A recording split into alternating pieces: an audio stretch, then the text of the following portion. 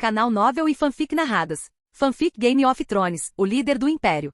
Capítulo 77. Uma proposta surpresa de casamento vinda de Devale. Sentado à sua escrivaninha, Maximus tinha em mãos uma carta enviada do Ninho da Águia pela Casa Arryn. A carta era de Lysa Arryn, a senhora regente do vale. A carta dizia: Imperador Máximo, é com esperança e boa vontade que escrevo-lhe das alturas do Ninho da Águia. Nestes tempos conturbados, a amizade e a lealdade são mais preciosas do que nunca. Como senhora regente do vale, é minha responsabilidade salvaguardar o futuro dos meus filhos e da minha filha, bem como da própria Casa Arryn. Para fortalecer os laços com a União Imperial e unir nossos futuros, proponho humildemente um noivado com a amada filha do meu falecido marido, Jon Arryn, Lady Artis Arryn. Ela é de coração puro e espírito forte, educada em cortesia e honra, digna do respeito e afeição de qualquer lord. Convido você ao Deiri para discutirmos esta proposta pessoalmente, na esperança de que nossas famílias possam em breve estar unidas por laços familiares. De força e honra. Lysa Arryn, senhora regente do vale. Colocando a carta sobre a mesa, ele refletiu sobre os potenciais benefícios da proposta. Naturalmente não tinha ninguém da Casa Arryn para casar, mas com Dorne integrando a União Imperial, a Casa Martell tinha opções viáveis para unir ambas as casas sob a égide da União Imperial.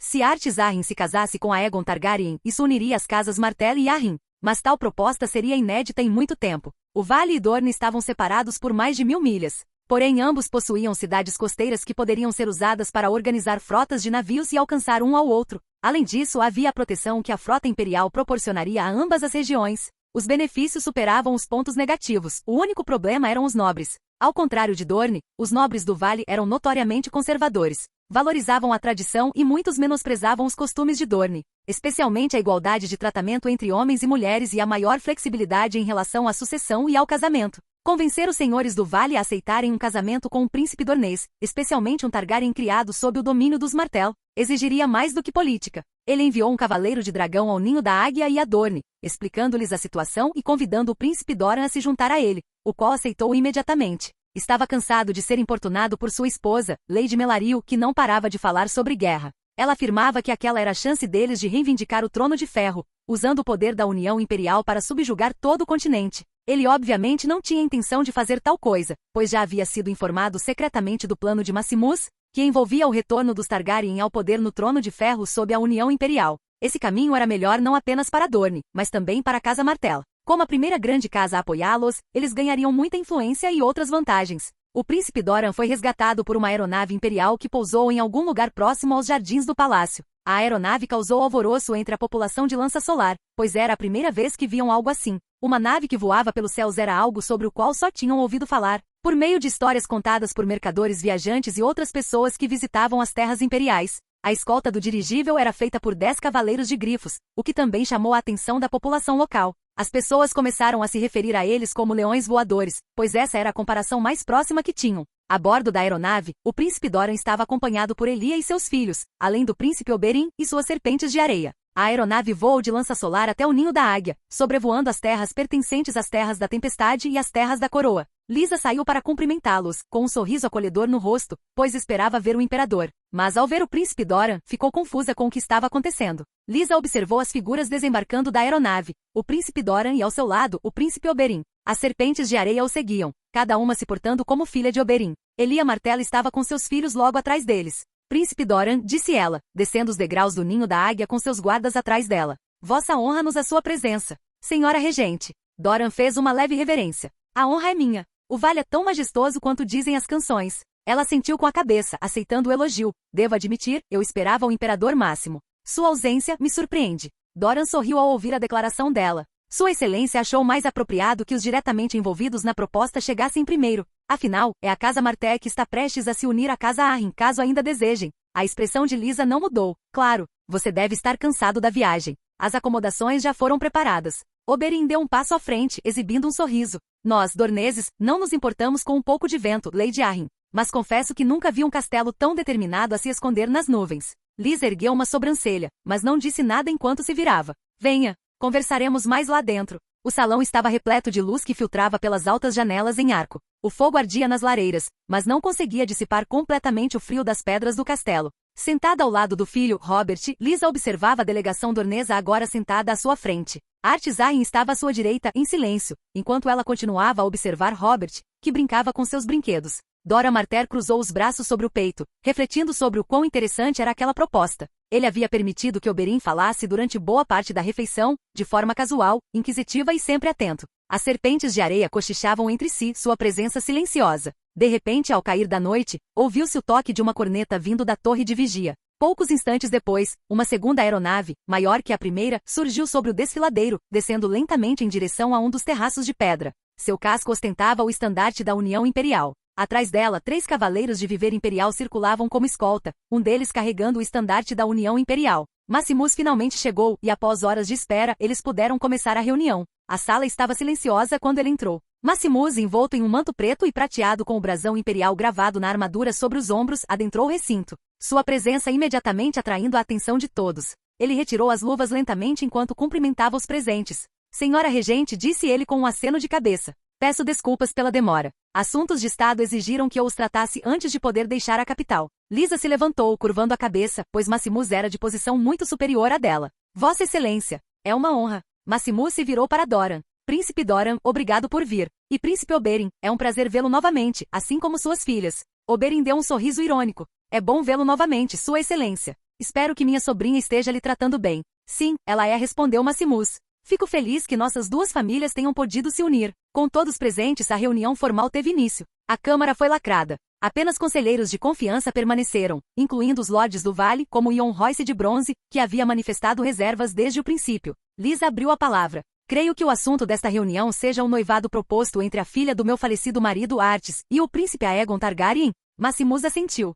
Correto. Aegon, como você sabe, é filho de Rhaegar Targaryen. Criado em Dorne, ele personifica o fogo de seu pai. É nossa esperança que essa união possa unir Dorne, o Vale e a União Imperial, para que possamos trabalhar por um futuro estável para Westeros. Lysa interrompeu, virando-se para seu filho de 6 anos. No entanto, nem mesmo o Lorde do Vale foi consultado antes que tal proposta me fosse sugerida. Os Targaryen são um nome que a maioria aqui ainda associa à Guerra Civil, e Dorne, agora é seu aliado, interrompeu Doran, como parte da União Imperial. Assim como será o Vale. Royce inclinou-se para a frente. Você presume muito, príncipe. Não, interrompeu Maximus em tom sério. Oferecemos muito. Levantou-se e caminhou até a beira da mesa. A União Imperial garantiu a paz em metade do continente de Essos. O comércio flui, os piratas foram derrotados e a fome é inexistente. Mas nada disso chega ao Vale, ainda não. Suas montanhas os protegem, mas também os isolam. Esta aliança abre ainda mais seus portões, estabelecendo laços militares e econômicos mais fortes. Oberyn acrescentou, com sua filha como princesa ao lado de Aegon, sua casa não está atrás de uma coroa, mas ao lado dela. Lysa olhou para a filha. Artis retribuiu o olhar. Compreendendo a pergunta da mãe. Não tenho objeções, disse Artis claramente. Que o passado morra com os homens que guerrearam por ele. Se este futuro está em nossas mãos, então que o moldemos. Maximus se levantou. Não vim aqui para exigir, vim para oferecer ajuda. Um trono surgirá, e vocês poderão ajudar a moldar o mundo que ele governará, ou serem governados por ele. Deixou as palavras pairarem no ar enquanto os lordes se entreolhavam. Após uma longa pausa, Lysa expirou lentamente. Se Artis consentir, e os senhores do Vale concordarem, então nos juntaremos a vocês. Royce resmungou, mas os outros lordes murmuraram em apoio. Há muito tempo que recebiam mercadorias da União Imperial, algumas das quais já haviam incorporado às suas vidas pessoais. Se recusassem esta proposta, quem sabe o que aconteceria quando Maximus assumisse o poder. Maximus estendeu a mão por cima da mesa e Lysa apertou. Bem-vinda a um futuro próspero, minha senhora. Foi nesse instante que Lysa corou ao perceber o quão bonito Maximus era. Quem me dera, pensou ela. A reunião terminou e Artis e Aegon iriam se casar em breve, dali a um mês. Capítulo 78. O Conselho Municipal toma uma atitude. A notícia do noivado entre a Casa Arryn e a Casa Martell chocou todo o continente. Com o continente dividido e se preparando para a batalha entre vários reis, muitos pensavam que lugares como o Vale simplesmente observariam o conflito sem tomar partido. Mas parece que não foi esse o caso. Eles estavam se aliando a Dorne, que já estava alinhada com a União Imperial, formando uma aliança inabalável entre as duas grandes casas e a União Imperial. Dentro das paredes da reunião do Pequeno Conselho, a carta foi apresentada aos membros do Conselho, incluindo o rei Joffrey, que não ficou nada satisfeito com a notícia. Ele bateu com os punhos cerrados na mesa enquanto sua raiva crescia. Isto é uma rebelião. Se permitirmos que eles se unam a esse império imundo, ficaremos cercados por todos os lados por inimigos da coroa. Apesar de sua raiva, ele disse algumas verdades. Se a Casa Arryn se unisse à Casa Martell, isso criaria uma poderosa aliança entre o Vale e Dorne, protegida pela União Imperial. Cersei também sabia disso e tinha um plano muito arriscado que, se bem sucedido, garantiria o Vale, mas, caso contrário, apenas criaria mais um inimigo no norte.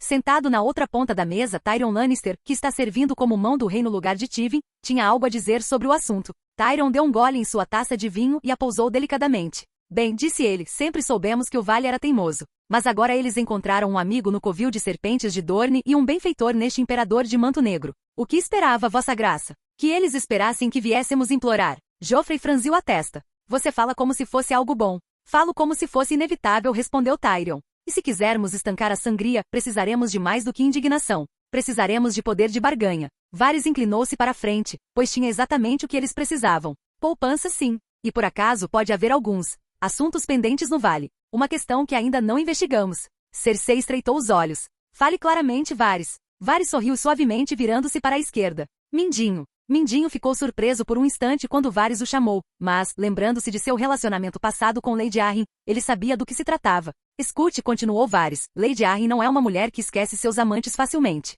Talvez seja possível. Sua voz falhou, pois queria que alguém visse o que ele não conseguia. Conquistem o vale, declarou Joffrey, cuja paciência se esgotava à medida que a reunião se prolongava. Mindinho deu um sorriso irônico para o rei. Certamente é uma possibilidade, vossa graça. Ele acenou com a cabeça para Varys. A aranha sempre sabia como massagear seu ego na medida certa. Tyrion tomou outro gole de vinho antes de dar seu pitaco. Com a dose certa de bajulação e promessas, você pode até conseguir, Mindinho, disse Tyrion, recostando-se na cadeira. Mas não nos esqueçamos com quem estamos lidando. Uma mulher apaixonada, guiada por um homem com um sistema que não compreendemos totalmente. Acenos de concordância circularam pela mesa enquanto Mindinho lançava um olhar apreciativo para Tyrion. Ninguém mais naquele conselho o via como algo além de um cafetão que acendeu socialmente. Mas o Yin era uma história completamente diferente. Eles se entendiam e havia certo respeito entre eles. Os dois compartilhavam uma perspectiva única, uma compreensão das sombras que se escondiam sob a superfície do reino. Joffrey, no entanto, não tinha experiência suficiente para prever os efeitos que o plano teria, então fez outra pergunta. Por que não enviar um assassino?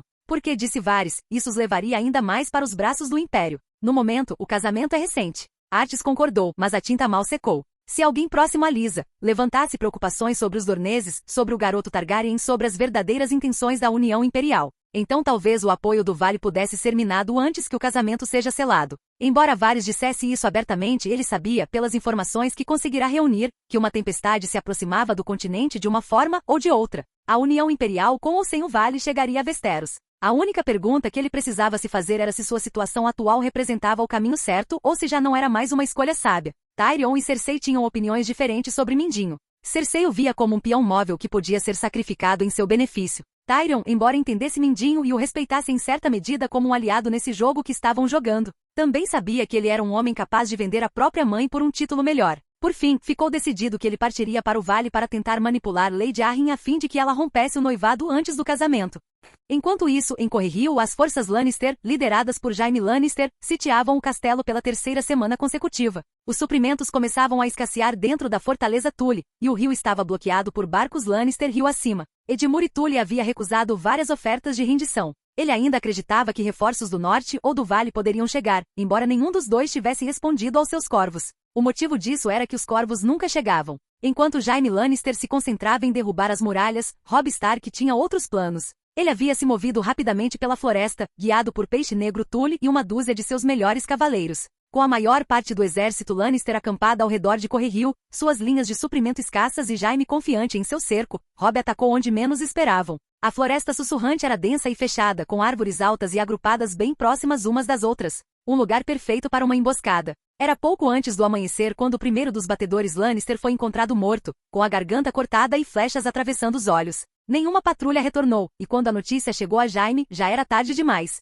As forças Stark romperam da floresta como lobos rápidas, furiosas e impiedosas. Robb liderou o ataque pessoalmente com vento cinzento à sua frente. Rose Bolton ocupou o flanco esquerdo, enquanto o grande Jon liderava pela direita. O acampamento Lannister, despreparado para um ataque tão profundo atrás de suas linhas, mergulhou no caos. Tendas queimaram, cavalos entraram em pânico e homens tropeçaram uns nos outros na escuridão, tentando se armar. Jaime Lannister, despertado pelo barulho, saiu de sua tenda totalmente armado, espada em punho. Ele estava a meio caminho de formar um círculo defensivo com seus vassalos quando uma lança atravessou a garganta de um de seus guardas. Formem fileiras, ele gritou. Mantenham-se firmes, seus malditos. Mas foi inútil. A luta foi brutal e curta. Os homens Lannister lutaram bravamente, mas estavam dispersos, desorganizados e foram pegos completamente de surpresa. Em menos de uma hora toda a força estava morta, derrotada ou capturada. E Jaime Lannister, o Cavaleiro Dourado de Rochedo Casterly, foi encontrado por Vento Cinzento, encurralado contra uma árvore, sem espada, sem fôlego, com a lâmina de Robb Stark apontada para sua garganta.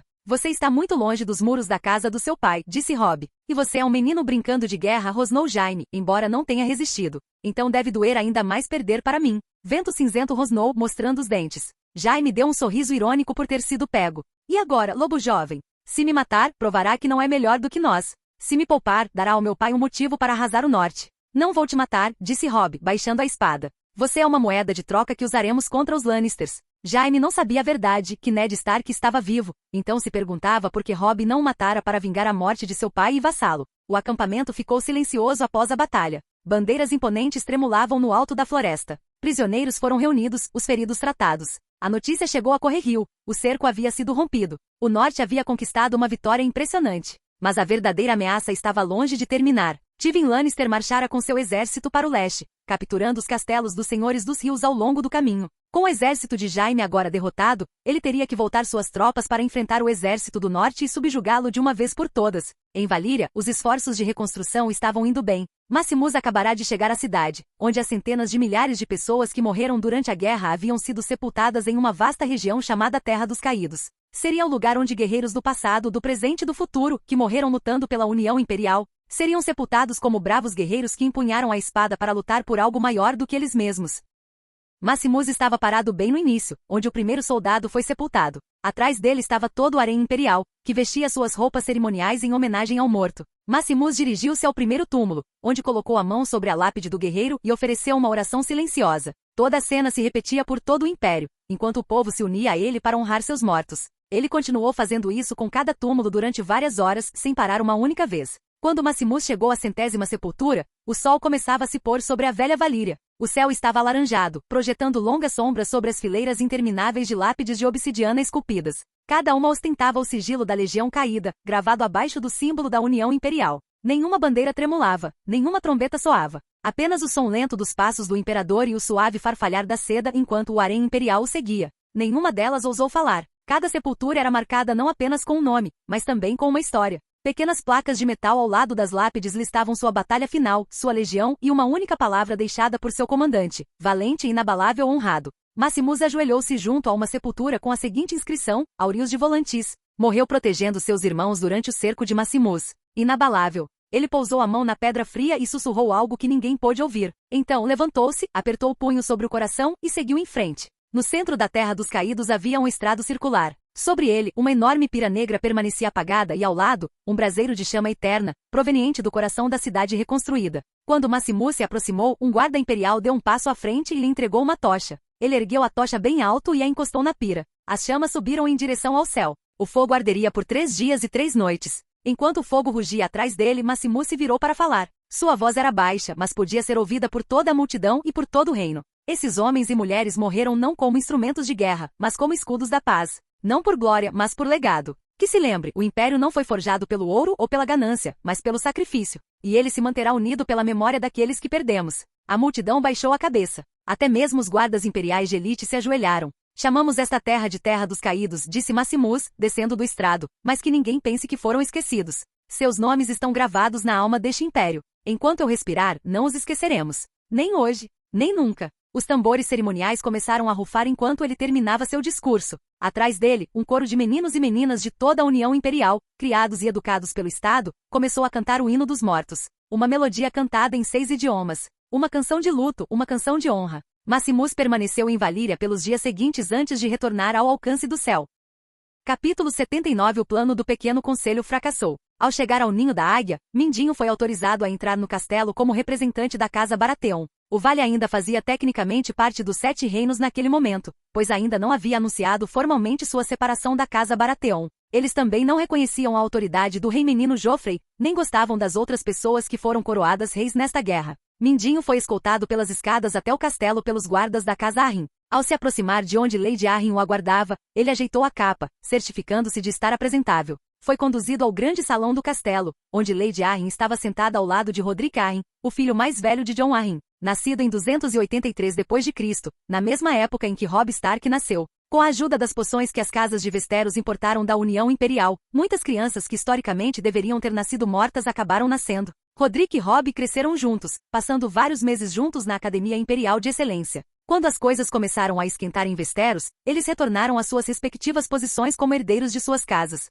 Roderick quis ajudar Robb quando soube o que aconteceu com seu tio, Lord Eddard Stark, mas foi aconselhado por outros lordes do Vale e por sua mãe a não convocar seus vassalos para a guerra. Por fim, decidiu não intervir na guerra e deixar que as casas rivais de Westeros resolvessem suas próprias questões. Ele tinha fé em Robb e no norte para derrotar os exércitos Lannister e levar a luta até Joffrey Baratheon para a execução de Eddard Stark. Robb sabia que seu pai não estava morto, então a razão para a continuação da luta era o respeito à sua casa e a independência do norte do rei menino Joffrey. Mindinho respirou fundo antes de entrar no salão. Seus olhos imediatamente se fixaram em Lysa, que estava sentada ao lado de Roderick. Ao redor deles estavam as damas e alguns outros nobres do vale que já estavam no ninho da águia discutindo assuntos com Lady Arryn. Lady Arryn, Lord Roderick, Mindinho curvou-se ao cumprimentar o senhor do vale e a senhora do vale, que tecnicamente ainda governava o vale. Trago saudações da casa Baratheon. Ele já precisava mudar a forma como abordaria a situação, pois esperava encontrar-se apenas com Lady Arryn, e não com o senhor do vale e outros nobres presentes. Lysa permaneceu em silêncio, reconhecendo o gesto com um simples aceno de cabeça. Lord Baelys, começou ela. Mindinho esperou que ela continuasse. Contudo, antes que pudesse falar mais, Roderick interveio. Estamos cientes da turbulência que assola Westeros, começou ele. O vale sempre cumpriu seu dever para com o reino, mas o dever para com o reino moribundo já não é virtude. O reino se fragmenta dia após dia. A única lealdade que vale a pena manter é para com o próprio povo e o próprio futuro. Mindinho esboçou um sorriso antes de responder, e no entanto alianças construídas às pressas muitas vezes se desfazem da mesma maneira. O casamento com a Casa Martell pode parecer prudente, mas o Império fez muitas promessas e cumpriu poucas. Eles agem rápido, rápido demais. No momento em que Dorne não for mais útil, a União Imperial os deixará arrasados. Ele lera sobre a União Imperial, estudará suas conquistas e seu poder. Sabia coisas que a maioria das grandes casas desconhecia, e queria usar isso a seu favor, criando narrativas falsas para gerar um conflito de interesses entre os dois lados. Você sempre foi habilidoso com as palavras, Petyr, disse ela, usando seu primeiro nome. Mas eu já ouvi esses mesmos sussurros vindos de você antes. Mindinho deu um passo à frente, baixando a voz.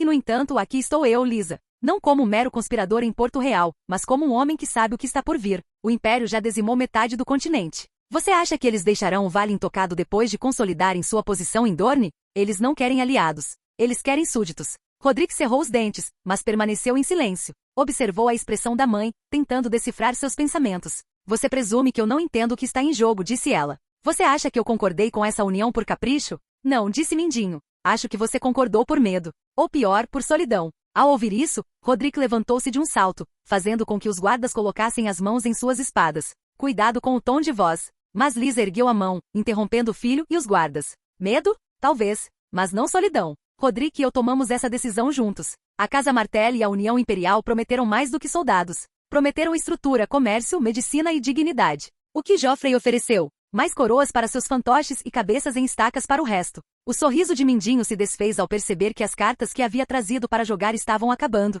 Ele sabia que precisava fazer algumas mudanças rapidamente. Então permita-me oferecer-lhe algo melhor, disse ele. Um lugar à mesa em Porto Real. Poder de verdade, não como um apêndice dos Martell ou um vassalo de um imperador que se diz apóstolo de deuses de sabe-se lá onde. Mas como vale renascido como um pilar do futuro de Westeros. Um futuro que construiremos unidos à Casa Baratheon. Roderick se levantou novamente. Um futuro sob o comando de Joffrey? Vocês nos oferecem um lugar em um reino onde garotos insanos brincam de rei e homens honestos morrem em masmorras ou são decapitados. Não, Lord Baelys. Eu vi o Império. Caminhei por seus salões e estudei em sua escola. Eles são o que Westeros deveria ter sido, enquanto vocês se agarram a ruínas. Roderick demonstrava a educação que receberá no exterior. Era a primeira vez que falava em público de forma tão pública com outros lordes e damas assistindo. Mindinho olhou para Lysa, na esperança de que ela dissesse alguma coisa. Você sempre quis ser mais do que um lord, Petyr, disse ela. Mas seus sonhos ainda são pequenos. O mundo está mudando, e você chega trazendo promessas de uma casa decadente governada por uma criança nascida do incesto. Não romperemos este noivado.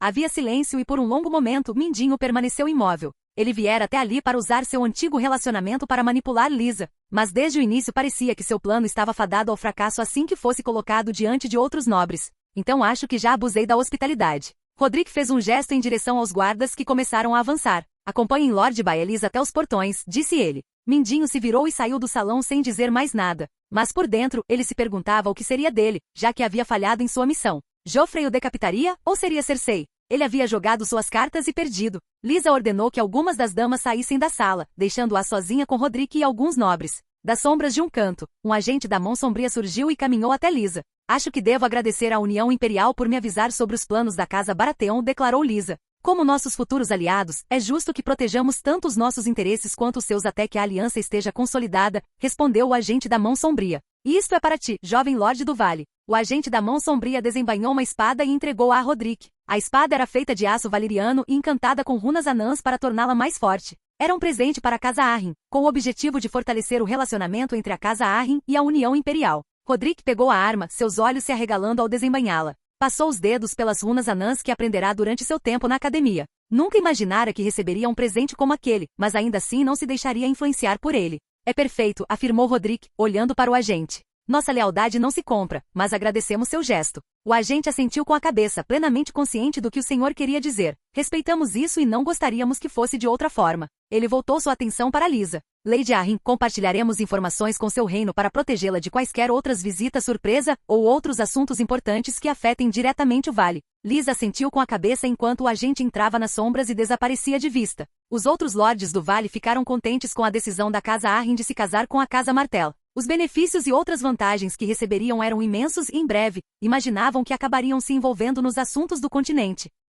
Capítulo 80 Irmãos em Guerra. Ao se aproximar do porto de Lorath, a segunda frota imperial, responsável pelo patrulhamento da parte norte de Essos sob o comando da almirante Vaela, transportava soldados e suprimentos. O Conselho de Príncipes que outrora governava Lorath, enviou uma mensagem secreta à União Imperial solicitando ajuda imperial para a ilha. Atualmente a ilha enfrenta uma fome causada pelas políticas do Conselho de Magistrados, e o povo comum sofre com as consequências. Em troca, os príncipes queriam que Lorath se juntasse à União Imperial, enquanto eles manteriam seus cargos. Maximus aceitou a oferta e enviou os soldados necessários para tomar a cidade e alimentos para alimentar a população. Assim que o navio da almirante Vaela atracou no porto, um representante do Conselho de Magistrados chegou com um grupo de guardas para se encontrar com o líder da frota imperial. Sua chegada não foi anunciada, então o conselho estava curioso para saber o motivo de sua presença ali, especialmente em um momento como aquele. Descendo a rampa do navio, a almirante Vaela aproximou-se do grupo acompanhada por seus guardas. O representante curvou a cabeça respeitosamente, pois estava na presença de soldados imperiais que poderiam matá-lo num instante se dissesse algo em vão.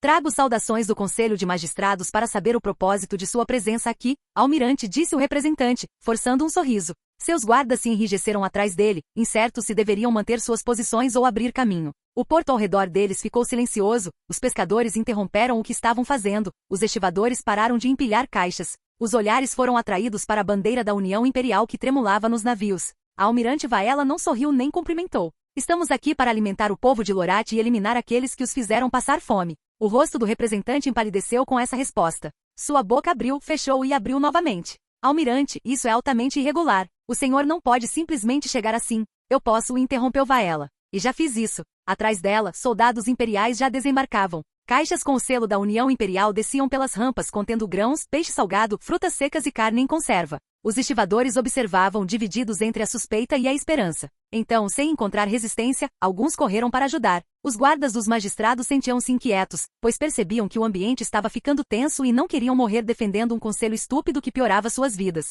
Você vai me levar ao conselho, continuou Vaela. Agora. O representante engoliu em seco, depois se virou sem dizer uma palavra e seguiu em frente. Seus guardas o seguiram, mas seus olhos permaneciam atentos à crescente presença imperial no porto. Ao meio-dia, a notícia da chegada da frota já havia se espalhado. Nos distritos mais afastados, as pessoas já faziam fila para receber a comida distribuída em pontos improvisados. Soldados imperiais mantinham a ordem, mas a multidão não estava furiosa, e sim faminta, cansada e curiosa. A maioria não demonstrava lealdade aos magistrados, cujas políticas haviam esvaziado os celeiros e aumentado os impostos, enquanto acumulavam suprimentos para si próprios. No salão de Lorath, o Conselho de Magos reunia-se em sessão de emergência. Tinham ouvido os rumores e agora observavam a almirante Vaela entrar, seguida por 2 imponentes guardas imperiais. Ela caminhou até o centro da câmara enquanto os magistas começavam a gritar. Você não é bem-vinda aqui, bradou um dos magistas mais velhos. Você garantiu isso, ela respondeu, transformando sua cidade em um túmulo. Você não tem o direito de interferir nos assuntos internos de Lorath, disparou o outro.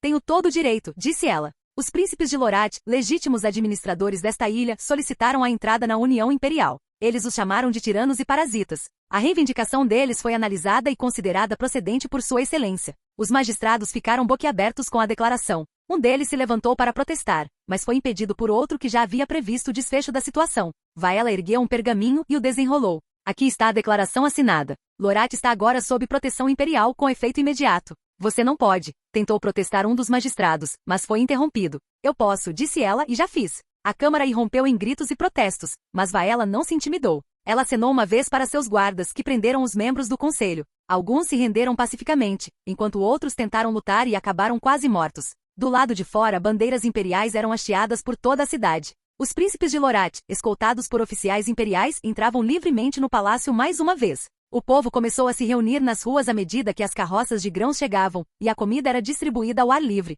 O conselho de magistrados foi conduzido para fora do salão acorrentado. Nenhum cidadão levantou um dedo para impedi-los. Lorath fora levado sem que uma única espada fosse erguida. Após alguns dias, os príncipes foram levados a Yavin-Srith para discutir o que aconteceria com a cidade e com eles. Foram conduzidos a uma sala onde Arin e Olorin os aguardavam. Assim que se sentaram, um servo trouxe um documento e o colocou diante deles. Este documento descreve tudo o que acontecerá com a cidade e com vocês. Conforme acordado, vocês três manterão seus títulos de príncipes de Lorath e receberão a autoridade para governar a cidade como antes. Em troca, Lorath seguirá as leis imperiais e estará sujeita a melhorias para atingir os padrões imperiais, explicou Olorin. Os príncipes examinaram o documento atentamente, cada um observando diferentes seções. O mais velho dos três, o príncipe Maeron, passou o dedo pelas linhas que detalhavam a supervisão militar e a reestruturação comercial. O príncipe Darin concentrou-se nas cláusulas econômicas, impostos, fluxo de grãos e tarifas. O mais novo, o príncipe Laevan, pareceu mais interessado nas partes referentes ao seu status pessoal e à segurança de suas famílias.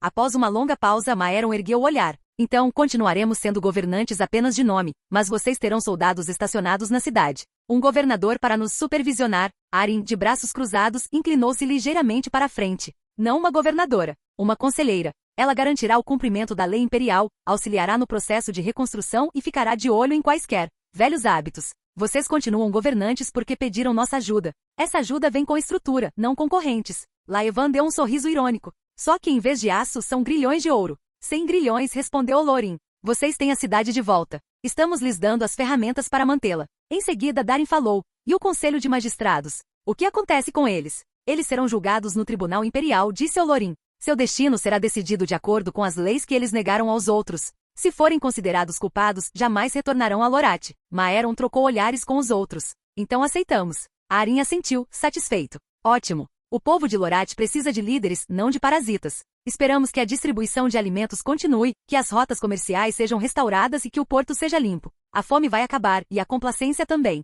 Um servo se aproximou com tinta e penas. Um a um, os príncipes assinaram. Quando tudo terminou, Olorin se levantou. Você retornará a Lorath amanhã. O povo verá reassumir seu lugar, com o total apoio da União Imperial. De volta a Lorath, o clima estava mudando rapidamente. Com a partida dos magistrados e a comida chegando, o povo começava a se expressar novamente, abertamente e com esperança. Soldados da União Imperial ainda estavam visíveis, mas não importunavam nem patrulhavam desnecessariamente. Em vez disso, trabalhavam com os estivadores e cidadãos, ajudando a reparar a infraestrutura que havia se deteriorado sob anos de má administração. Os antigos bairros de lata ao redor do porto já estavam planejados para serem inspecionados por arquitetos imperiais. Como cidade imperial, Lorath precisava atender a certos padrões. A atual situação estava muito abaixo desses padrões e isso precisava ser corrigido rapidamente. Com a chegada do ano 299 d.C., a guerra começou a se intensificar. Eddard Stark juntou-se a Robb e seu exército em sua marcha para a guerra contra os Lannisters. Os Lordes do Norte ficaram surpresos com sua chegada pois o consideravam morto. Todo o exército ficou alvoroçado com o retorno de seu senhor, acompanhado de Sansa e Arya. Agora, a causa do Norte foi reforçada não apenas pelo recém-coroado Rei do Norte, mas também por seu antigo senhor, que eles acreditavam estar morto. Catelyn estava no sul, tentando convencer Rhaelle a formar uma aliança com o Norte contra Tywin Lannister, então ela não pôde ver seu marido retornar.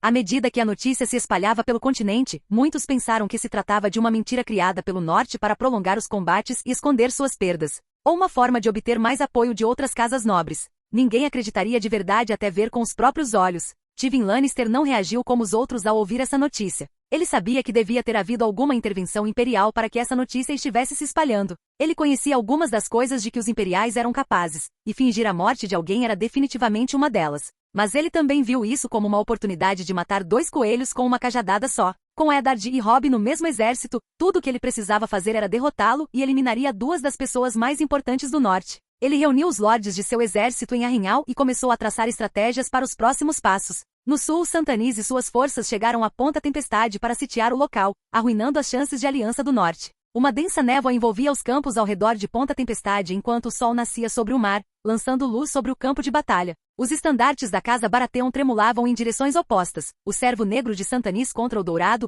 o servo dourado de Renly contra o verde. Irmãos de sangue, agora inimigos em guerra, lutando pela sucessão. O exército de Renly era imenso, com lordes da Campina e das Terras da Tempestade ao seu lado, milhares de cavaleiros armados prontos para lutar por seu rei. Seu acampamento era vibrante e confiante na vitória. Muitos acreditavam que Santanis não ousaria atacar com um número tão inferior de tropas. Mas Santanis ousou porque tinha as companhias de mercenários de Essos ao seu lado. Ele sempre ousava fazer algo, especialmente quando era difícil. No alto de uma colina com vista para o campo de batalha, Sor Davos estava ao lado de seu rei, observando as formações de vanguarda se movimentarem em preparação. Seu exército era menor em número, mas mais coeso, mais disciplinado, com veteranos endurecidos pelas batalhas das Terras de Graus e da Água Negra. O plano era simples: romper o flanco esquerdo de Renly logo no início, usar o terreno estreito para encurralar a força maior e, em seguida, desgastá-la com um posicionamento superior. Mas havia riscos, sempre há riscos, como variáveis inesperadas. Ao soarem os chifres do lado de Renly, o exército verde começou a se mover. A cavalaria pesada assumiu a liderança, avançando com estandartes ao vento.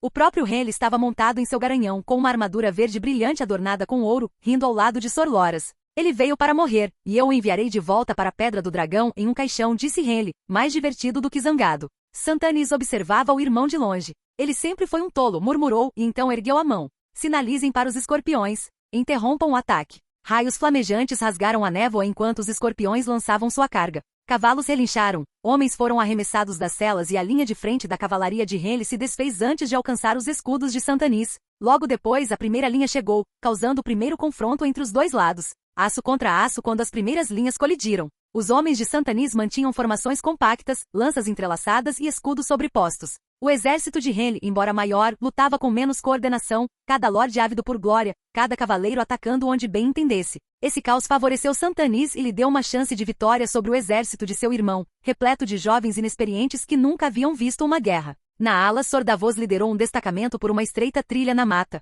Com ele estavam alguns mercenários estrategistas que ajudavam a reforçar o cerco e aconselhavam os comandantes de Santanis com seus conhecimentos de guerra de Essos. Davos atacou pela lateral no exato momento em que os cavaleiros de Renly começaram a pressionar. A ala começou a ceder, com alguns homens de Renly tentando se reagrupar enquanto outros se desintegravam completamente. Pela retaguarda, a fumaça começou a subir, e incêndios se alastraram no acampamento de Renly, provocados por sabotadores enviados por Santanis durante a noite. Os cavalos entraram em pânico, carroças de suprimentos foram incendiadas e o moral começou a ruir. Os gritos se transformaram em berros, enquanto as ordens se perdiam em meio ao caos. A tenda de comando de Renly, muito próxima da batalha, tornou-se repentinamente vulnerável. Sor Loras ordenou a retirada, intimando Renly a recuar para a Ponta Tempestade, mas Renly recusou. Eu sou o rei. Eu não fujo. Ele se considerava invencível com seus guardas do arco-íris, mas reis sangram como qualquer homem. Uma flecha perdida atingiu seu cavalo, derrubando o Renly no chão. Antes que ele pudesse se levantar, um grupo de cavaleiros de Santanis investiu com espadas em punho. Sor Loras gritou e lutou com todas as suas forças,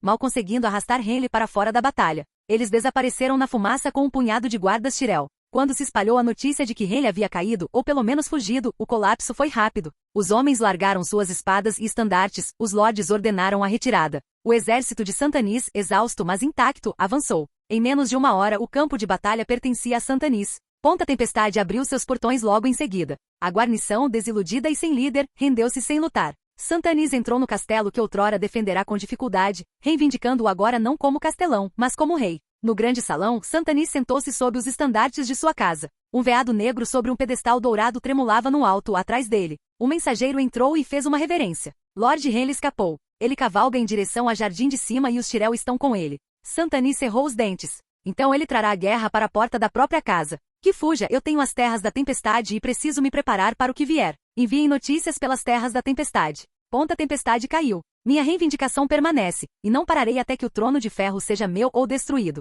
O mensageiro curvou-se e saiu correndo para enviar os corvos. Com Ponta Tempestade em suas mãos, Santanis queria angariar mais apoio para sua causa entre os lordes das Terras da Tempestade. Ele também iria até aqueles que capturava e lhes ofereceria a escolha entre se juntar a ele e jurar fidelidade pela vida, ou serem decapitados. Os destinos da guerra eram cruéis, mas Santanis era um homem justo. Ele não toleraria traidores em seu meio e considerava os lordes que seguiam Renly não como traidores, mas sim como pessoas equivocadas, pois acreditavam que Renly tinha alguma chance de vencer Santanis. Poucos instantes depois, seus guardas trouxeram a esposa de Renly, Lady Margaery Tyrell. Ela será uma boa carta na manga, pensou ele, enquanto ordenava que lhe dessem um quarto e a colocassem em prisão domiciliar. Ele não era um bárbaro e a trataria com o respeito que ela merecia para negociar com os Tyrell.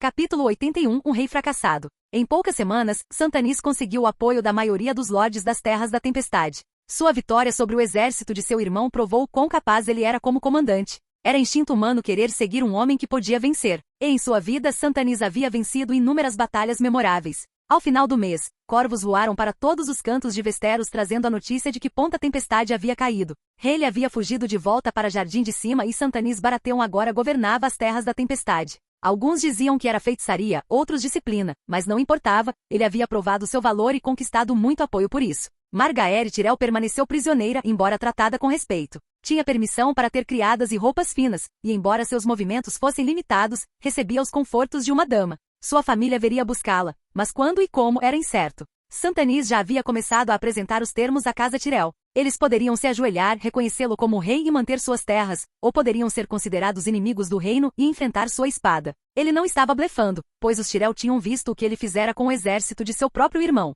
Em Jardim de Cima, Rhaelle acabará de chegar acompanhado de algumas centenas de soldados que também conseguiram fugir da batalha. Lord Mace Tyrell veio cumprimentar Rhaelle como mão do rei. Vossa Graça cumprimentou ele, curvando-se. Fico feliz que tenha retornado em segurança para Jardim de Cima. Rhaelle desmontou com a ajuda de um guarda sua armadura ainda amassada e coberta de lama e sangue. Seu manto estava rasgado, seu orgulho ainda mais. Perdemos tudo, Mace murmurou. O campo de batalha, os homens, o ímpeto. Santanis nos esmagou. Mace Tyrell, vestido com um rico veludo verde e correntes douradas, lançou um olhar preocupado ao genro, mas logo disfarçou com um sorriso forçado. As perdas podem ser recuperadas. Jardim de Cima ainda está atrás de você. A Campina ainda está atrás de você. Mas nem todos na Campina compartilhavam seu otimismo. Dentro do salão de Jardim de Cima, Lady Olenna Tyrell esperava com sua habitual aspereza. Quando Rhaelle entrou, ela se levantou. Então, disse ela, o aspirante a rei volta para casa sem coroa nem exército. Apenas fumaça, vergonha e um ego ferido. Rhaelle enrijeceu, mas não respondeu. Sabia que não devia testar sua astúcia com a rainha dos espinhos.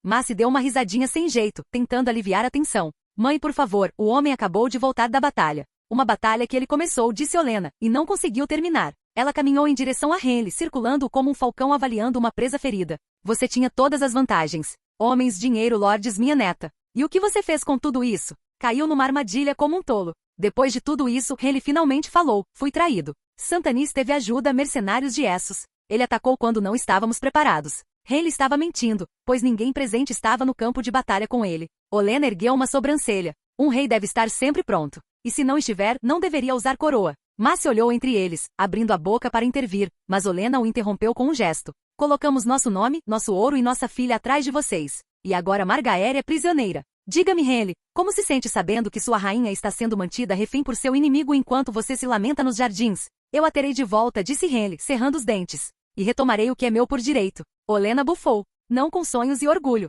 Precisamos de estratégia e opções. Ela voltou-se para o seu assento e fez um gesto para que suas criadas trouxessem vinho. Agora está claro que você não é quem vai vencer esta guerra. Você mostrou potencial, mas não resultados. O reino não se curvará apenas ao charme. Mace hesitou. Mãe, o que você está sugerindo? Estou sugerindo, disse Olenna, servindo-se de uma xícara, que paremos de colocar todas as nossas maçãs em uma cesta machucada. Santanis pode ter conquistado um campo, mas ainda não é amado. O norte se reergueu. Eddard Stark está vivo e há rumores de apoio imperial em suas fileiras. Mace franziu a testa. Você pretende se aliar aos Stark? Ainda não, respondeu ela. Mas seria prudente fazer algumas perguntas. E quanto a Margaery? Se Rhaelle não conseguir garantir seu retorno pela guerra, então a garantiremos pela diplomacia ou pelo comércio. Ela tomou um gole de vinho. Esta guerra é sobre posicionamento. E nossa posição precisa mudar. Rhaelle observou Olenna, sem ter certeza se ela estava falando sério. Você me descartaria assim, sem mais nem menos? Sim, eu aceitaria, disse Olenna, sem hesitar. Se isso significar proteger esta casa. E você deveria me agradecer por isso. Rhaelle não sabia o que dizer. Ele havia perdido milhares de soldados e agora Santanis tinha uma vantagem sobre ele. Precisaria de muito mais soldados para vencer. Foi então que um pensamento lhe ocorreu. Será que se conseguisse convencer os Dorneses a ajudá-lo em troca do reconhecimento de sua independência, eles enviariam soldados para apoiá-lo? De volta ao norte, as coisas também estavam mudando. Robb Stark agora dividia o comando com seu pai, Eddard. Os senhores do norte sempre respeitaram Robb por sua bravura e determinação, mas o retorno de Eddard trouxe estratégia, experiência e o peso de antigos juramentos. Juntos, eles reuniram os senhores dos rios e fortaleceram suas posições ao longo do Tridente. Com o apoio de engenheiros de cerco fornecidos pelo Império e novas táticas, eles estabeleceram uma forte presença na região. Os Lannisters, apesar de todo seu ouro, estavam perdendo terreno. Em Harrenhal, a paciência de Tywin Lannister estava se esgotando. Seu exército era grande, mas estava disperso. Invasores atacavam as linhas de suprimento. Seus batedores desapareciam na floresta e nunca mais voltavam. Ele enfrentava mais do que apenas os nortenhos, enfrentava um novo tipo de guerra. O jovem rei tem seus lobos, murmurou Tywin para Kevan por cima de um mapa das terras fluviais. Mas os lobos aprenderam novos truques. Kevan assentiu com um semblante sombrio. Se os imperiais estão ajudando os Stark, não estamos apenas lutando contra uma rebelião, afirmou. E se perdermos aqui, disse Tywin, então os leões de Rochedo Casterly serão lembrados como a presa. A reunião se prolongou por um tempo enquanto eles decidiam seu próximo passo. Entretanto, Robb sentia-se cada vez mais atraído por uma jovem nobre chamada Jane Westerling, filha de Gavin Westerling, do Rochedo localizado nas terras ocidentais, que se juntara ao exército do norte após cuidar dos feridos na batalha de Correhill. Ela não se parecia em nada com as refinadas filhas Frey. Falava com franqueza, carregava um punhal e certa vez costurou pessoalmente um ferimento no braço de Robb. O amor cresceu rápido e logo perigosamente. Catelyn retornou de sua missão fracassada a Henley e encontrou seu filho apaixonado já falando em casamento. Quando ela o lembrou de seu noivado com uma Frey, Robb se mostrou desafiador. Eles entenderão, disse ele. Seu pai o lembrou de que um casamento não deveria ser desfeito tão facilmente, especialmente quando a posição deles era tão forte naquele momento. Tomei minha decisão, disse ele, não me tornarei escravo dos caprichos de Valder Frey. Eddard suspirou, o peso da declaração do filho tocando seu coração. A felicidade do filho era primordial para ele, mas a própria vida e a dos soldados que o seguiam para a batalha também eram. Você sempre teve muita força de vontade, disse Eddard, e isso fez de você um grande líder. Mas um grande líder também precisa fazer sacrifícios pelo bem do seu povo. Robb olhou para o pai e assentiu, compreendendo a gravidade da situação. Contudo, seu coração ansiava por Jane. A decisão não foi fácil e Robb passou a noite imerso em pensamentos, ponderando seu dever contra seu amor. No fim, ele decidiu prosseguir com o casamento com a filha de Valder Frey, mas isso não o impediu de passar o máximo de tempo possível com Jane. Os espiões que Valder Frey tinha no exército do norte o informaram sobre o que Robb estava fazendo, e isso o incomodou bastante. Ele era um homem velho, astuto e desconfiado. Os rumores sobre Robb e aquela garota do oeste fizeram com que ele confiasse ainda menos nos Stark do que já confiava. Ele não confiava neles completamente. E confiava ainda menos em jovens lordes apaixonados. De volta a Rochedo Casterly, Tywin fora informado das infidelidades de Robb por seus próprios espiões. Ele viu isso como uma oportunidade e rapidamente elaborou um plano para tirar proveito da situação. Usaremos esta chance para semear a discórdia, disse ele a seu irmão Kevan. Informaremos aos Frey que Robb Stark não tem intenção de honrar seu juramento. Kevan ergueu as sobrancelhas e argumentou, mas isso é mera especulação. Tywin o encarou enquanto respondia. Alguns homens nascem com gosto pelo poder e outros com gosto pelo ouro, começou ele. Valder Frey tem ambos em igual medida. O medo de perder essas coisas preciosas o fará agir impulsivamente. Kevan compreendeu, mas ainda tinha dúvidas. Tywin prosseguiu com o plano e começou a tentar convencer Valder Frey a ficar do lado deles. Se conseguisse, seria capaz de pôr fim àquela rebelião no norte e derrotar Santanis para acabar com outra. No Ninho da Águia, um grande número de lordes e damas do Vale e de Dorne se reuniram para celebrar o casamento de Arthys Arryn e Aegon Targaryen. Surpreendentemente, os dois lados se deram bem, embora Maximus achasse que isso poderia ser devido à sua presença, e que eles estavam com medo de causar problemas. Enquanto estava sentado à mesa com Arianne no colo, um agente da Mão Sombria sussurrou em seu ouvido sobre os planos de Tywin Lannister e o risco que representavam para a causa do norte. Maximus assentiu com a cabeça, já que estou aqui, eu mesmo cuidarei disso. Continue vigiando-os e garanta que nenhum membro da família Stark morra. O agente da Mão Sombria assentiu e desapareceu para continuar cumprindo sua missão. Capítulo 82 Quebrando o Casamento Vermelho. Cersei bateu com os punhos na mesa enquanto lia o pedaço de papel à sua frente. O noivado entre a casa Arryn e a casa Martell havia sido concretizado e não havia nada que ela pudesse fazer a respeito. Quando Mindinho retornou após falhar tão rapidamente em sua tarefa, Joffrey o jogou em uma cela e o chamou de incompetente. Ela tentou dizer a Joffrey para não tomar decisões precipitadas, mas ele a ignorou. Ela já havia perdido o controle sobre ele e não havia nada que pudesse fazer para recuperá-lo. Joffrey já havia começado a empalhar as cabeças dos inimigos do lado de fora da Fortaleza Vermelha como troféus e aviso para qualquer um que o desobedecesse. Tyrion o colocava em seu devido lugar de vez em quando, mas isso não agradava Cersei, que detestava o pequeno monstro, como o chamava. Ela mal podia esperar que seu pai assumisse o lugar de Tyrion como mão do rei e o descartasse como merecia. Embora preferisse muito mais jogá-lo no oceano e vê-lo lutar para sobreviver. Além disso, eles estavam começando a perder apoio, pois haviam perdido Dorne e o Vale para os imperiais, que gozavam de uma reputação bastante boa entre o povo comum. Se não começassem a eliminar seus inimigos, ficariam em guerra para sempre, eventualmente mortos por eles.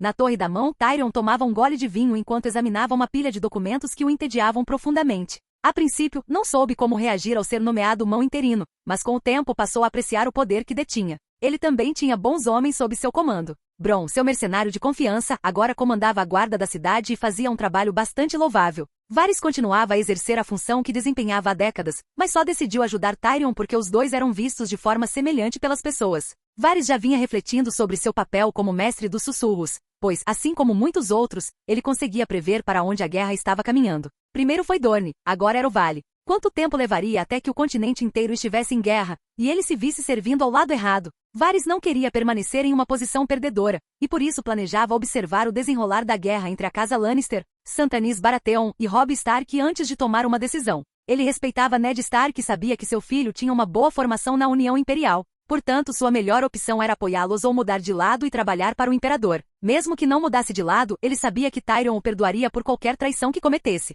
Nas celas negras da Fortaleza Vermelha, Mindinho estava parado, com uma expressão de irritação diante de sua situação. Ele não esperava tal reação, já que o jogaram em uma cela em vez de deixá-lo bolar um plano para transformar aquele fracasso em sucesso. Ele havia conversado com Tyrion sobre o assunto e pensou que haviam chegado a um entendimento. Mas com o passar do dia, parecia que haviam se esquecido dele. Ainda mais quando a notícia da derrota de Renly chegou a Porto Real. A derrota de Renly enfureceu Joffrey contra o conselho por sua incompetência e permitiu que Tyrion o convencesse de que Mindinho ainda poderia ser útil. Tyrion sabia melhor do que ninguém que Mindinho sempre era útil, especialmente quando havia causa e oportunidades a serem exploradas. Após libertá-lo das celas, Tyrion convidou Mindinho para seu escritório, onde o homem parecia derrotado, mas não abatido. Tyrion percebeu que ainda havia muito que ele poderia fazer antes que sua ambição fosse definitivamente extinta. Nesse aspecto, eles eram homens semelhantes. Rejeitados por todos ao seu redor, menosprezados por coisas que estavam além do seu controle. Você demorou, disse Mindinho ao entrar. Tyrion sorriu com desdém. Demorei? Pensei que uma noite lhe daria tempo para considerar sua próxima contribuição à coroa. Mindinho ergueu uma sobrancelha. Suponho que a vitória de Stannis tenha acelerado as coisas na cidade. Tyrion serviu-se de outra taça de vinho e fez um gesto para que Mindinho se sentasse. As terras da tempestade são dele e agora temos outras preocupações. Mas você se saiu bem voltando tão rápido. Mindinho sentou-se e tentou não demonstrar alívio. Em vez disso, recostou-se e fingiu confiança. Rápido o suficiente para ainda ser útil? Tyrion assentiu. Você verá que Joffrey não tem paciência para fracassos. Mas meu pai vê valor em um homem que sabe quando desistir e tentar novamente. Mindinho permaneceu em silêncio enquanto Tyrion continuava. Há rumores das aventuras carnais de Robb Stark com essa garota das terras ocidentais. Um casamento desfeito antes mesmo de marcharem para o sul. Meu pai vai querer atiçar esse fogo. E que homem melhor do que alguém que sabe como alimentar a fogueira? Mindinho, pressentindo a chance de redenção, inclinou-se para a frente. Talvez eu consiga despertar Lord Frey com algumas palavras escolhidas a dedo. Tyrion sorriu novamente. Eu tinha certeza de que você se voluntariaria. Desta vez, traga tudo por escrito. Mindinho se levantou e ajeitou o paletó, já planejando seu próximo passo.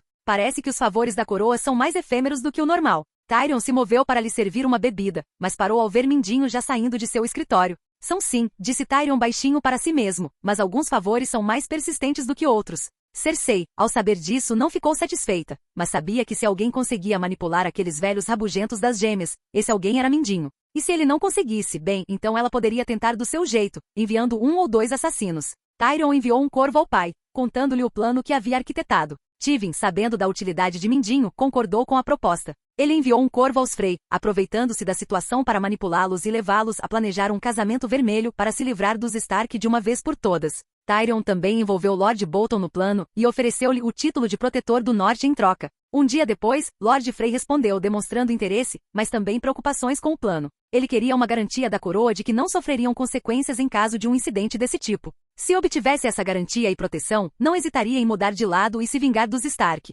Rose Bolton também concordou com a promessa de se tornar Protetor do Norte. Nos 2 meses seguintes, conversas e planos foram elaborados, enquanto o casamento entre Robb Stark e Roslyn Frey se desenrolava. Quando o dia chegou, os Lordes do Norte e seus aliados se reuniram nas Gêmeas para celebrar o casamento. Os Lordes sentaram-se e assistiram à união entre Robb Stark e Roslyn Frey. Após o casamento, os nobres de alta linhagem festejaram, enquanto cavaleiros, lordes de menor importância e bastardos comeram no castelo adversário. Soldados comuns comemoraram nas tendas do lado de fora. Durante o casamento, Robb dançou com várias mulheres Frey, incluindo sua recém-casada esposa, Roslyn, Alix, Salda, Lady Joyose, Ami, Salda, Serra, Sarra, Shirei e Dacey Mormon. Diversos pratos simples foram servidos, sendo o mais apetitoso o cordeiro rosado. Antes de Robb e Roslin partirem para o ritual de preparação dos leitos, as portas do salão foram fechadas, o que chamou a atenção de Lady Catelyn. Em seguida começou a tocar As Chuvas de Castamere, uma canção associada a Lord Tywin Lannister. Isso fez com que ela olhasse ao redor, e Lord Valder Frey levantou a mão, ordenando que todos se sentassem. Catelyn sentou-se ao lado de Ned, enquanto Robb estava bem em frente a Lord Valder Frey. Vossa Graça, começou ele. Meus honrados convidados, disse ele, dirigindo-se aos lordes reunidos, sejam bem-vindos. O vermelho. Ele não conseguiu terminar a frase, pois alguém abriu as portas do salão e invadiu o local. Meus senhores, há dragões lá fora, relatou ele. Os senhores presentes no salão não sabiam por que havia dragões ali, então todos se levantaram e correram para fora para ver o que estava acontecendo. Pairando acima do castelo, Maximus, acompanhado por Hera e algumas dezenas de guardas imperiais, havia chegado ao casamento para uma visita surpresa. Os exércitos do norte e seus aliados estavam armados, embora muitos não soubessem o que poderiam fazer contra os dragões além de atirar flechas. Os lordes haviam saído da entrada do castelo e olharam para cima, avistando um dragão enorme seguido por vários dragões menores pairando no céu noturno. Nishara voara um pouco baixo, permitindo que Maximus saltasse de suas costas e aterrissasse no chão bem em frente a todos os lordes reunidos. Os guardas haviam sacado suas armas, prontos para lutar se necessário, enquanto Ned Stark chegará à frente e inclinar a cabeça. Vossa Excelência, é bom vê-lo novamente, declarou. Sansa e Arya também se aproximaram e o cumprimentaram, seguidas pelos demais lordes. Todos se curvaram respeitosamente, surpresos ao ver o próprio imperador chegar às gêmeas. Robb correu para fora e foi cumprimentá-lo.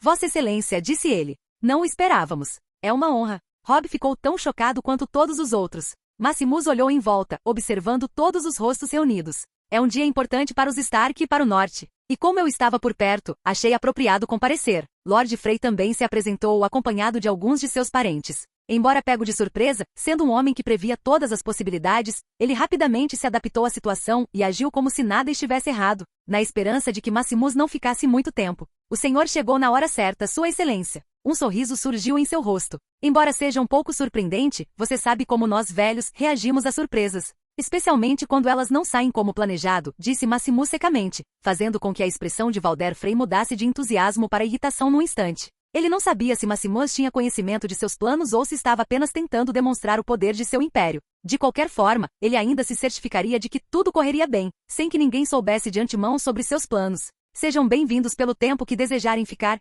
disse Valder Frey após alguns instantes de silêncio. Tenho certeza de que um homem da sua posição tem muitos outros lugares para ir. Sim, respondeu Maximus. Mas ficarei até que o propósito deste casamento seja cumprido. Não quero nenhum mal-entendido, nem nenhum acidente. Catelyn deu um passo à frente, sentindo um alívio imenso. Embora tivessem evitado falar abertamente sobre o assunto, ela e Ned compartilhavam suspeitas sobre a lealdade de Lord Frey. O velho era inteligente, mas prolixo. Quando aquela música começou a tocar, ela temeu que o pior estivesse prestes a acontecer. Arya cutucou Sansa e sussurrou. Pensei que ele não viria. Sansa silenciou a irmã antes de sussurrar de volta. Eu também. Mas agora todos vão achar que os Stark têm ainda mais apoio do que antes. Hera e outras 5 guardas imperiais, todas valquírias lideradas por Brunhild, pousaram atrás dele. Maximus fez um gesto para Hela. Permita-me apresentar uma de minhas esposas, Hela, e estas outras 5 atrás de mim são minhas guardas imperiais. Hela aproximou-se da borda da sacada, enquanto Brunhild e o restante de suas guardas permaneceram com Maximus. Ela olhou para a multidão reunida e esboçou um sorriso irônico. Vejo que os Stark não são os únicos que gostam de manter a família unida. Alguns dos lordes riram nervosamente, sabendo muito bem que tal afirmação significava mais do que aparentava. Prometo que não tomaremos muito tempo agora que estamos aqui, disse Maximus. Aproveitem as festividades da noite enquanto durarem. Dito isso, eles retornaram ao salão, com vários lordes oferecendo seus lugares a Maximus e Hela. Os asgardianos se espalharam pelos cantos do salão, vigiando todos os presentes. Se algo acontecesse, eles poderiam chegar até Maximus em um segundo, antes que qualquer mal lhe acontecesse. Assim que todos encontraram seus lugares, Maximus olhou para Lord Valder Frey. Agora, por favor, continue seu pequeno discurso. Creio que sua última palavra foi vermelho, então por que não continua o que estava dizendo? Ele sorriu de canto enquanto tomava um gole do vinho que uma das filhas dos Frey havia lhe servido. Eu ia dizer apenas, aproveitem esta linda noite vermelha em que honramos o casamento entre sua graça e minha filha. Ele teve que inventar uma mentira rapidamente, ou não sabia o que aconteceria. Talvez seu castelo fosse incendiado, sua casa inteira ou apenas ele. Maximus tomou outro gole de vinho antes de colocá-lo de volta na mesa. Eu só direi isto, Lord Frey. Maximus se levantou, sua expressão se tornando séria, e os lordes presentes na sala sentiram uma pressão repentina. Você só tem uma escolha. Ajoelhe-se agora mesmo e implore para que eu não o dê de alimento aos meus Wyvern por conspirar com os Lannisters. A sala ficou repleta de suspiros de espanto, e todos os olhares se voltaram para Lord Valder Frey. Ele estava de pé, com a boca ligeiramente aberta e as mãos trêmulas, pois não tinha muita escolha. Levantou-se da cadeira e ajoelhou-se diante de todos. Seus parentes assistiam horrorizados, alguns avançando, sem saber se deviam segui-lo ou morrer ali mesmo. Catelyn Stark prendeu a respiração, surpresa que Lord Frey conspirasse durante um casamento. Robb se virou para Maximus com um olhar interrogativo. Ele conspirou com eles? Perguntou. Maximus assentiu com a cabeça. Mas disse ele, até mesmo as serpentes podem ser úteis. Lord Valder ajoelhou-se furioso, mas mais assustado do que qualquer outra coisa. Vossa Excelência, disse ele, por favor, perdoe um velho por... Hela o interrompeu. Por traição? Por conspiração? Por não ter espinha dorsal? Os velhos são conhecidos por sua tolice, disse Maximus. E por seu apego a antigos inimigos. Seu olhar percorreu a sala enquanto falava, parando em Rose e Bolton na mesa mais distante. Eles se lembram de seu lugar quando lhes foi mostrado um caminho mais gentil. Rose Bolton o encarou impassível. Os Frey estavam envergonhados, mas não eram tolos. Se Maximus soubesse o que eles haviam planejado, então não havia a menor possibilidade de fazerem algo agora. Robb ficaria de guarda pelo resto da noite. Eles haviam reunido suas forças do lado de fora e havia dragões voando sobre eles. Ele reuniu toda a dignidade que pôde e acenou com a cabeça, o que foi mais do que suficiente para poupá-lo de uma forma ou de outra. Então mostrarei um caminho mais gentil, disse Valder Frey em voz alta. E aceite este presente não como fraqueza, mas como misericórdia. Maximus sentou-se novamente e serviu-se de mais vinho. Para ele, aquilo não passava de uma distração que poderia ter resolvido mesmo sem estar presente. Mas onde estaria a graça nisso? Dava-lhe a oportunidade de ver a família Stark e ver como os gêmeos eram pessoalmente, em comparação com a visão através de uma tela.